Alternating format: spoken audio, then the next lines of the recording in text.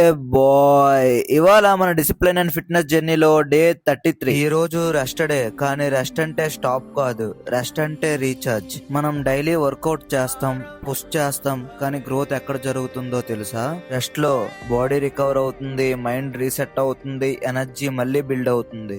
ఈ రోజు స్లోగా ఉండడం తప్పు కాదు, కొంచెం రిలాక్స్ అవ్వడం తప్పు కాదు, కానీ ఒక విషయం మర్చిపోకూడదు, మనం ఎందుకు స్టార్ట్ చేసామో. రెస్ట్ తీసుకొని మళ్ళీ స్ట్రాంగర్ గా రిటర్న్ అవ్వాలి, ఎందుకంటే జర్నీ లాంగ్ ఉంటుంది. Consistency important. Small habits, small steps, అవి ఈ రోజే కాదు లైఫ్ ని చేంజ్ చేస్తాయి. సో టుడే రిలాక్స్ అవ్వు, బ్రీత్ తీసుకో, కానీ మైండ్ లో ఫైర్ ని అలైవ్ గా ఉంచు. నెక్స్ట్ డే మళ్ళీ స్ట్రాంగ్ గా మొదలు పెట్టాలి. ఈ రోజు స్పెషల్ ఆఫ్టర్నూన్ ఎగ్స్ కుక్ చేసుకొని తినేసా.